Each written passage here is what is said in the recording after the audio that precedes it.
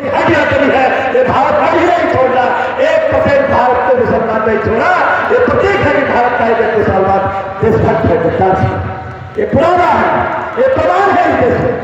तो मित्रों, समय भी का अभाव है यहाँ पर, और जो खासकर जो देश कह रहा है मुसलमानों की परीक्षा लेने की बात कर रहा है, आज इस देश में किसको तो परीक्षा की बात कर रहा है, तो निकालिए निकालिए।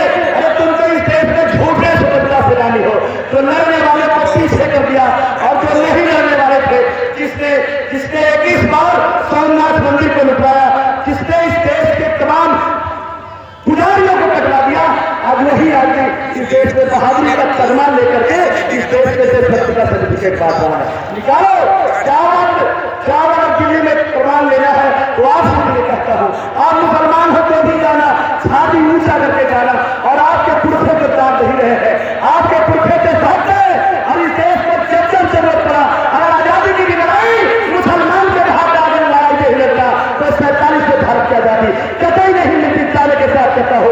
और इसका प्रमाण अगर जानना है तो चले जाइए इंडिया गेट पर, और उस इंडिया गेट पर उस स्याही की पोतने का कोशिश किया गया है। अंसारी पर, शेख पर, पठान पर, अब्दुल्ला पर, जो भी है ये नाम पर 40 पोतने का भी काम किया गया है। फिर भी अगर देखेंगे तो स्वतंत्रता सेनानियों में सबसे ज्यादा इस मुल्क के लिए सर कटाने वाले का नाम मुसलमान है, क्या करके देखें। इसलिए मित्रों, मैं समय नहीं इशारा कर रहे हैं बच्चों की बात समाप्त करने के लिए मैं इतना ही सिर्फ आपके लिए कहना चाहता हूँ, आपकी बड़ी जिम्मेदारी हो जाती है, आपको 24 की बड़ी जिम्मेदारी है। अगर आप 24 के लिए तैयारी नहीं किए, अगर इस देश में भिन्ना बस्ती के साथ खड़े हो गए, इस देश में अगर दूसरों के बच्चों के साथ खड़े हो गए, तो नाटक कर रहा है जिसको इस्लाम बताएगा, मुसलमान बताने का जो नाटक कर रहा है, ये देश फिर संकट में पड़ जाएगा। अरे वक्त आ गया है 2024 को अगर हम बदलने में कामयाब हो गए, 2024 में इन्हें अगर रास्ता दिखाने उनके औकात दिखाने में कामयाब हो गए, तो आने वाला दिन में निश्चित है ये 12 साल का संविधान का देश बनेगा। सिर्फ इतना ही मैं शेर कह देना चाहता हूँ कि इस मुल्क की मिट्टी में क्या हमारा योगदान नहीं है, इस मुल्क की मिट्टी में क्या मेरा योगदान नहीं है, भारत का संविधान क्या मेरा शान नहीं है, अब्दुल हमीद देश का क्या शान नहीं था, असफाक का बलिदान क्या बलिदान नहीं था। मुझ कुछ नहीं कहना पर गद्दार न कहना, गांधी को जिसने मारा मुसलमान नहीं था। इस बात को समझना देश वाले, इस देश के लोग समझना, इस देश में जो नाथुराम गोडसे को खड़ा करना चाहता है, जो इस देश में सावरकर को खड़ा करना चाहता है, वही आदमी इस देश में देशभक्ति का जो नाजायज चुनाव पहन करके आया है, इनसे सावधान होने की जरूरत है। इन्हीं चंद शब्दों के साथ मैं अपने बारी पर विराम लगाते हुए आप लोगों से मैं चाहता हूँ,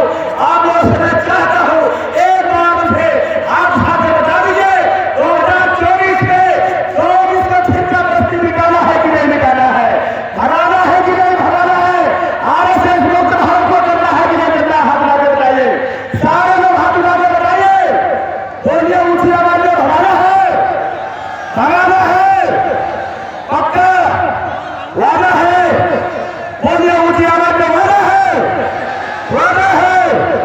एक गाना था, वादा किया तो, बोलिए ऊंची आवाज में, वादा किया तो, दोनों हाथ उठा कर बताइए, वादा किया तो आप निभाना 2024 में दावा साधा दिया हुआ अधिकार दिलाया। हम तो कोशिश कर रहे हैं, ये बड़ा घमंड है कि मीडियम से जीतेंगे, लेकिन चिंता मत करो, इतनी ताकत होगी कि तेरा 10% का ईवीएम के लोग अगर 30% भी तुम मीडियम से कर दोगे, तो बटन में इतनी ताकत होगी कि तेरी औकात और हैसियत पता चल जाएगा। जय भीम, जय भारत, जय संविधान। इधर चालू कर देंगे। बहुत बहुत धन्यवाद। मेरा वक्ताओं से निवेदन है कि बहुत ही संक्षेप में संदेश देना है, बहुत ज्यादा लंबा नहीं खींचना, चूंकि ये नगीना के लोग बहुत समझदार हैं, ये बिजनौर के लोग समझदार हैं, सब समझते हैं और बड़े बहादुर लोग हैं। मैं इसी श्रृंखला में एक हमारे बहुत ही महत्वपूर्ण जनाब यहाँ विराजमान हैं, राशिद हुसैन साहब पूर्व जिलाध्यक्ष हैं, मैं उनको निवेदन करता हूं वो आए और बहुत ही कम समय में शब्दों में अपनी बात रखें, क्योंकि वक्ताओं की बहुत बड़ी कतार है। आदरणीय राशिद साहब। जनाब सदर मोहतरम